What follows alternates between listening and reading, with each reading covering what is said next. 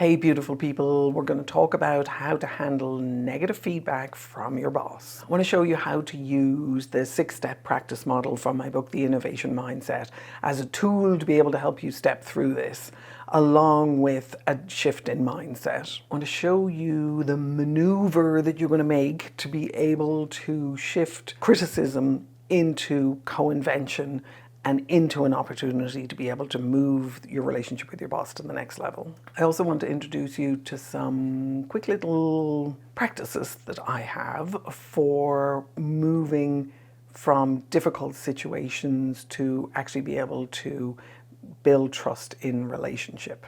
It's not easy, it's something you need to practice a lot, but it's something that's super valuable once you actually get to handle it.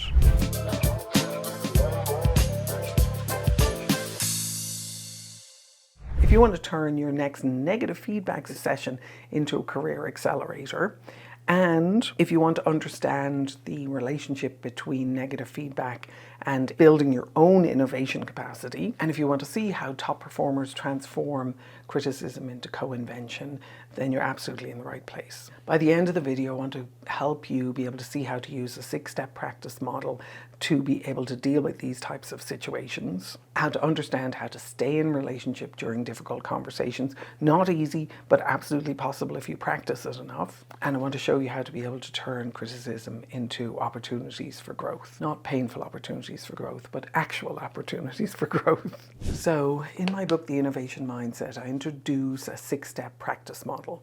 And the 6-step practice model is used primarily in my book for building your innovation capacity, but I'm finding that people are also discovering it as a very valuable tool for dealing with these types of situations, beginning to frame different ways and more innovative ways for thinking of some of the issues like negative feedback. First thing to recognize is criticism and negative feedback is hard. No matter what circumstances you're in, no matter how robust your ego is, it's still someone telling you that you didn't meet up, that you didn't do a great job, that they're dissatisfied with you, that they're not impressed with you, that they're all the things that you would like to not have happen. So in those circumstances, what you're doing in here is you're looking to be able to give yourself space to be able to think.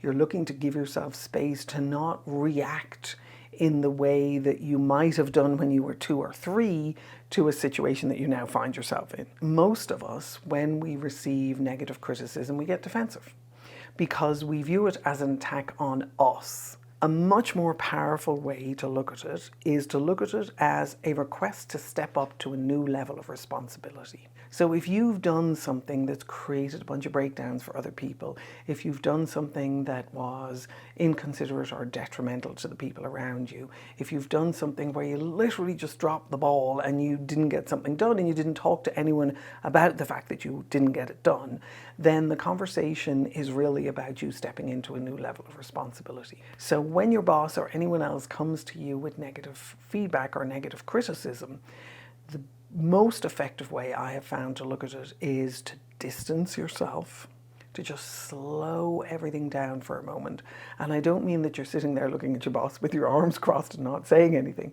What I'm saying is that you're giving yourself room to breathe. Just practice taking a deep breath for one moment, not a loud one. Hopefully your boss isn't noticing that that's what you're doing, because it might be considered disrespectful. But what you're doing is you're just taking a deep breath long enough for you to be able to go, I'm going to put aside my immediate reactive response, which is my 3-year-old going, why are you upset with me? And getting into that defensive mode. And I'm going to step into the mode that I want to be able to be in, that I need to be able to be in probably for the rest of my life, for the rest of my career.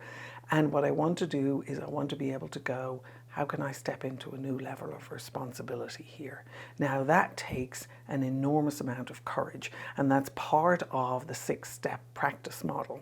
So the 6-step practice model, the first step is to distinguish, to really understand what is the intent of the feedback behind the criticism? What is your boss actually trying to communicate to you? Now, they may be communicating it effectively, in which case they're asking you to step up to a new level of responsibility, or they might be communicating it very ineffectively, in which case they look like they're trying to blame and shame you. But you can distinguish what they're trying to communicate to you and allow for the fact that they might be your boss, but they are not perfect at having these kinds of conversations. The second step is to observe the patterns that are at play in here. So if your boss is asking you to step up to a level of responsibility, but they're doing the blame and shame game, but you give yourself room to be able to hear it as an opportunity to step into more responsibility, what it probably means is there's been 2 or 3 or 4 of these kind of conversations before, and so you're seeing this now as yet another onslaught. The deal here now is to be able to take responsibility for the past as well as for the present. So the conversation might go, hey, look, I see that I have dropped the ball on this 2 or 3 times. I apologize. An apology is a hugely important and very valuable and very useful tool to be able to have, because what it does is it diffuses a lot of the anger and the energy and the blame and the shame. If you take responsibility for something and you do a wholehearted apology, then what you're doing is you're creating a new space for a different kind of conversation to emerge. Practice courage is the third step, and it's a really hard step, and I really want you to be kind and supportive of yourself as you do this. But practicing courage is really where you acknowledge the discomfort that you're feeling.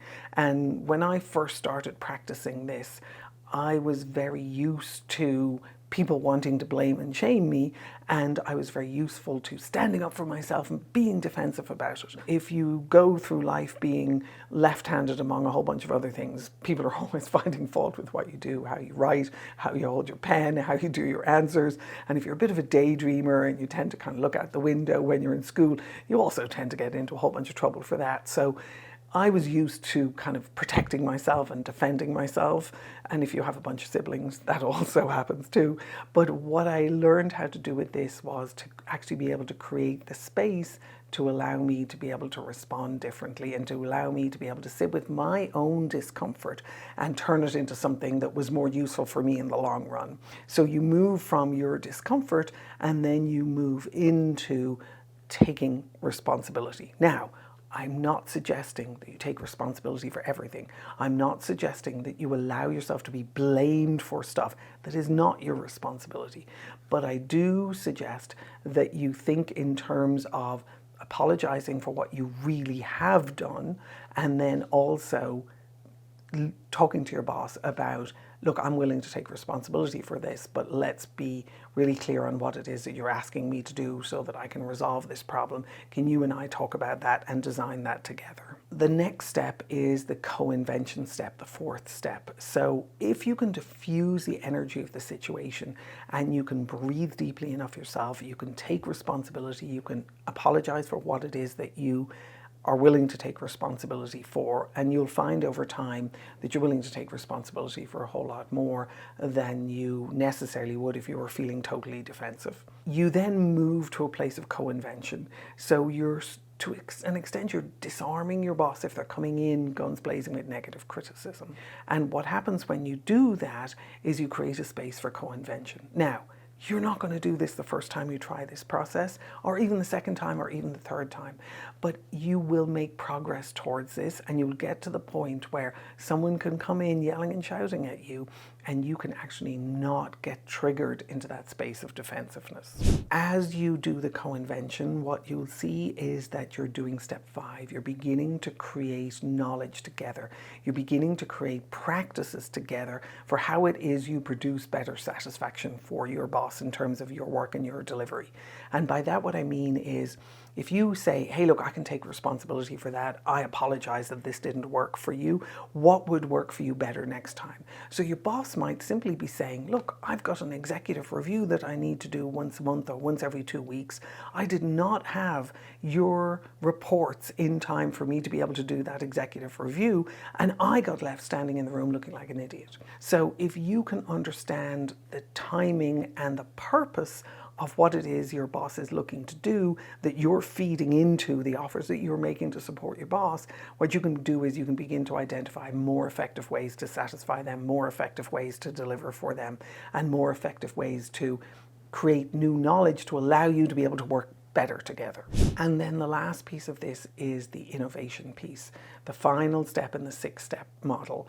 What that does is once you've built a level of trust that allows you to co-invent, once you've built a level of trust that allows you to create knowledge, then you are actually able to innovate together. And that is based on practices that allow you to be able to work smoothly together. So when you think about what you're doing as you're taking that deep breath the first time your boss comes in with negative criticism and you're looking to step up and take responsibility, not for absolutely everything, just for the piece of it that you see as something that you contributed to when you're being brutally honest with yourself, then what you're doing is you're putting yourself on a path to build your innovation capacity and to build that in partnership with your boss. That's a fabulous place to be, because I don't know about you, but I much prefer being in a space of co-invention and innovation with the people around me than I do being in a position of blame and shame and accepting responsibility for all the stuff that isn't working. I'd rather be in the co-invention and innovation space. So practice the 6-step model, have a look at it in the book, have a look at it here.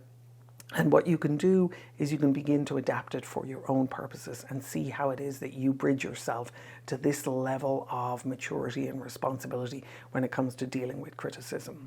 I've done another video on this, which I think you will also find valuable. It's talking about a similar topic in terms of criticism and feedback as it relates to how you talk about them in interviews. Similar content, but with different examples, and I think you will enjoy it. It's called How to Handle Feedback and Criticism, Interview Answers.